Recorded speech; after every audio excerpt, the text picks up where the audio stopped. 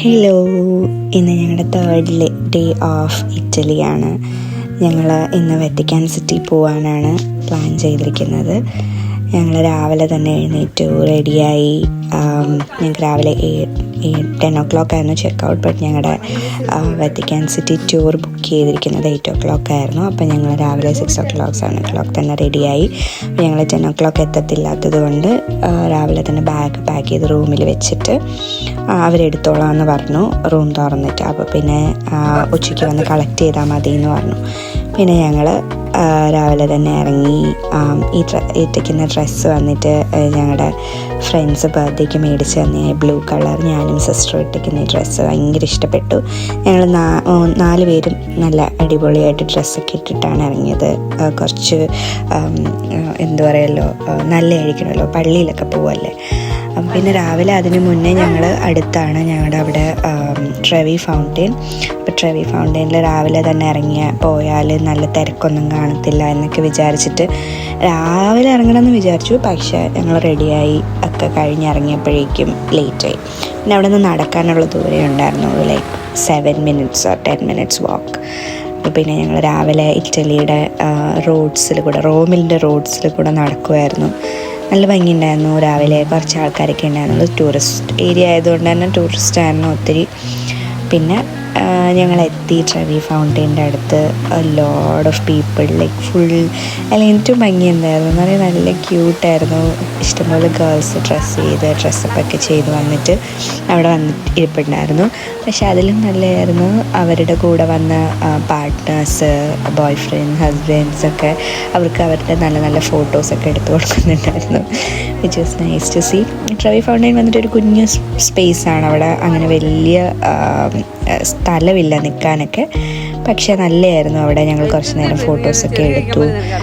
അതൊക്കെ കഴിഞ്ഞ് പിന്നെ ഞങ്ങളിപ്പോൾ തിരിച്ച് ബസ്സിലാണ് ഞങ്ങൾ റോം പോകാൻ, വെറ്റിക്കാൻ സിറ്റി പോകാൻ ഉദ്ദേശിക്കുന്നത്. അപ്പോൾ പിന്നെ ഞങ്ങൾ അടുത്ത റെയിൽവേ സ്റ്റേഷൻ ബസ് സ്റ്റോപ്പ് നോക്കി നടക്കുമായിരുന്നു. അതിൻ്റെ ഇടയിൽ കൂടെ ഞങ്ങൾക്ക് അവിടെ ചെറീസ് കിട്ടി. അപ്പോൾ ചെറീസ് മേടിച്ച് കഴിച്ച് നോക്കാമെന്ന് വിചാരിച്ചു. റോമിൽ ചെറീസ് കഴിച്ചില്ല എന്ന് പറയാൻ പാടില്ലല്ലോ. അയ്യോ, നല്ല അസാധ്യ ടേസ്റ്റായിരുന്നു.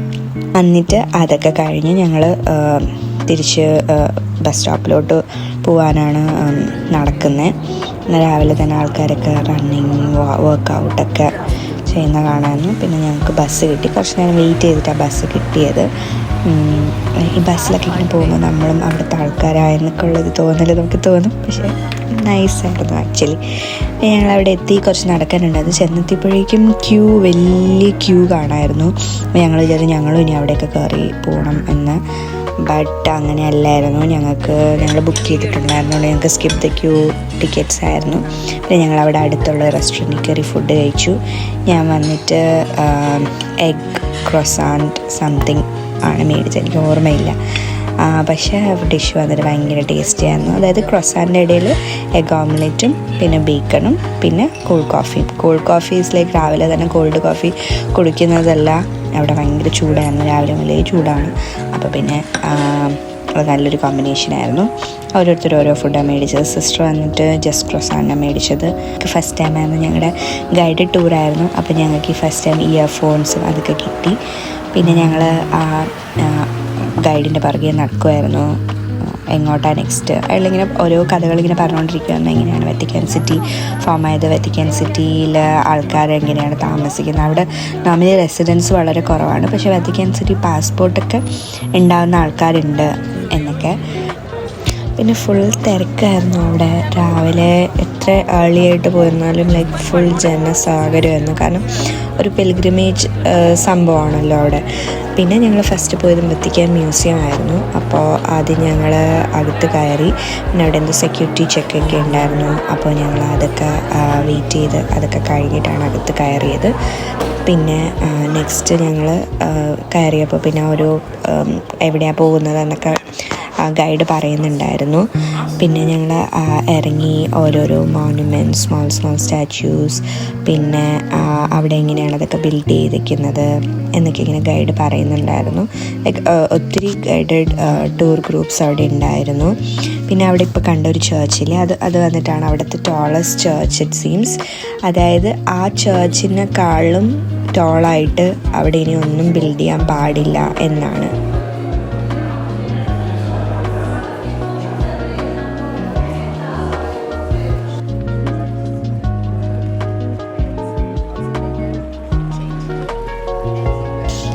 പിന്നെ ഞങ്ങൾ നെക്സ്റ്റ് പോയത് മ്യൂസിയമിൻ്റെ അകത്തൂടെ കയറി ലൈക്ക് അവിടുത്തെ ഓരോരോ സ്റ്റാച്യൂസും പിന്നെ അവിടുത്തെ ആർട്ട് പീസസൊക്കെ കാണാനാണ്. ഇവിടെ ഉണ്ടായിരുന്ന മോസ്റ്റ് ഓഫ് ദി സ്റ്റാച്യൂവിൽ യൂസ് ചെയ്യുന്ന മാർബിൾ വന്നിട്ട് കൊളോസിയംന്ന് അവർ എടുത്തിരുന്ന മാർബിളാണ് യൂസ് ചെയ്തത്. ഞാൻ കഴിഞ്ഞ വ്ളോഗിൽ പറഞ്ഞില്ലായിരുന്നല്ലോ, അവിടെ ഫുൾ ഡിസ്ട്രോയ് ആയിപ്പോയ ഒരു കാര്യങ്ങൾ കൊളോസിയത്തിൻ്റെ. അത് കഴിഞ്ഞ് ഞങ്ങളുടെ മ്യൂസിയമിൻ്റെ അകത്ത് കയറി ഓരോരോ ആർട്ട് പീസസ് ഉണ്ടായിരുന്നു, ലൈക്ക് മോഡേൺ ആർട്ട്. പിന്നെ ഈ വാൾസിൽ വന്നിട്ട് ഹ്യൂജ് ആയിട്ടുള്ള ആർട്ട് പീസസും അങ്ങനെ മൈക്കൽ ആഞ്ചലോനെ പറ്റിയും പിന്നെ അവരുടെ അസിസ്റ്റൻസ് അങ്ങനെ കുറേ പേരുടെ കാര്യങ്ങളൊക്കെ പറയുന്നുണ്ടായിരുന്നു ഗൈഡ്. എനിക്ക് ശരിക്കും കൃത്യമായിട്ടുള്ള ഇതൊന്നും ഓർമ്മയില്ല, ലൈക്ക് പറയാനായിട്ട് നെയിംസ് ഒന്നും. പിന്നെ അത് കഴിഞ്ഞ് ഇതൊക്കെ കഴിഞ്ഞ് ഞങ്ങൾ പിന്നെ അടുത്ത് പോകാൻ വേണ്ടി പോയത് സിസ്റ്റീൻ ചാപ്പലിലാണ്. അപ്പോൾ സിസ്റ്റീൻ ചാപ്പലിൽ ആക്ച്വലി വീഡിയോഗ്രാഫി അലൗഡ് അല്ലായിരുന്നു. അപ്പോൾ പിന്നെ അത് കഴിഞ്ഞ് പിന്നെയും ഞങ്ങൾ നടക്കുമായിരുന്നു, ലൈക്ക് ബോത്ത് സൈഡ്സിൽ ഓരോരോ മോസ്റ്റ്ലി ക്രിസ്ത്യാനിറ്റീൻ്റെ ഓരോ ഇതായിട്ടുള്ള പെയിൻറ്റിങ്സ് ആയിരുന്നു അവിടെ ഉണ്ടായിരുന്നത്.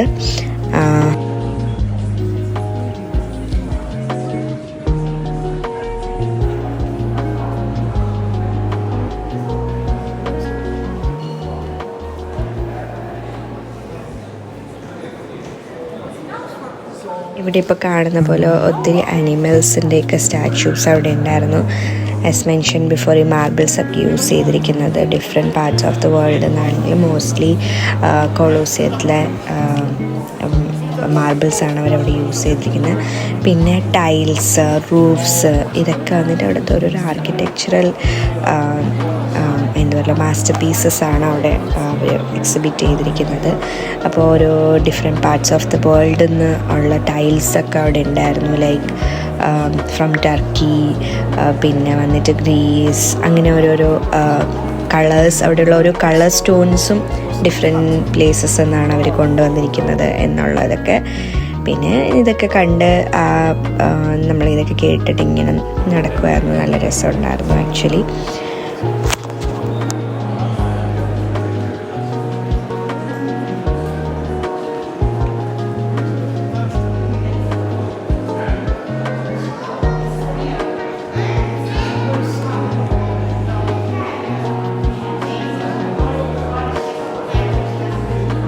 ആക്ച്വലി വത്തിക്കാൻ സിറ്റിയിൽ പോകുമ്പോൾ ഒരു ഗൈഡഡ് ടൂർ എടുക്കുന്നതായിരിക്കും ഏറ്റവും ബെസ്റ്റ്.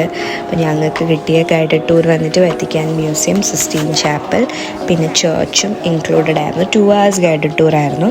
അപ്പോൾ സ്റ്റാർട്ട് ചെയ്ത് കഴിഞ്ഞ് അവർ ഞങ്ങളെ ഈ whole Vatican museum and Sistine ചാപ്പലൊക്കെ കഴിഞ്ഞ് പിന്നെ വത്തിക്കാൻ ചേർച്ചിൻ്റെ അവിടെ ഞങ്ങളെ ഡ്രോപ്പ് ചെയ്യുമായിരുന്നു ആക്ച്വലി. പിന്നെ വന്നിട്ട് ഫുൾ ഓൾവേസ് ക്രൗഡഡ് ആണ്. അപ്പം ഞങ്ങൾ സിസ്റ്റീൻ ചാപ്പലെത്തി. അതൊക്കെ കഴിഞ്ഞ് പിന്നെ സിസ്റ്റീൻ ചാപ്പലിൽ വീഡിയോഗ്രാഫി അലൗഡ് അല്ല. പിന്നെ ഇതാണ് വത്തിക്കാൻ ചേർച്ച്. അവിടെ ഫ്രണ്ടിൽ വന്ന് ഫുൾ ചെയേഴ്സ് അതൊക്കെ ഇട്ടിട്ടുണ്ടായിരുന്നു. കാരണം നെക്സ്റ്റ് ഡേ എന്തോ ആൾട്ടർ ബോയ്സിൻ്റെ ഒരു ഇമ്പോർട്ടൻറ്റ് മാസമാണ്. ഇപ്പം അപ്പുറത്ത് കാണുമ്പോൾ കാണാം ഇഷ്ടംപോലെ ക്യൂവിൽ ആൾക്കാർ അവർ വന്നിട്ട് സ്കിപ്പ് ദി ക്യൂ ടിക്കറ്റ്സ് എല്ലാം എടുത്തിരിക്കുന്നത്.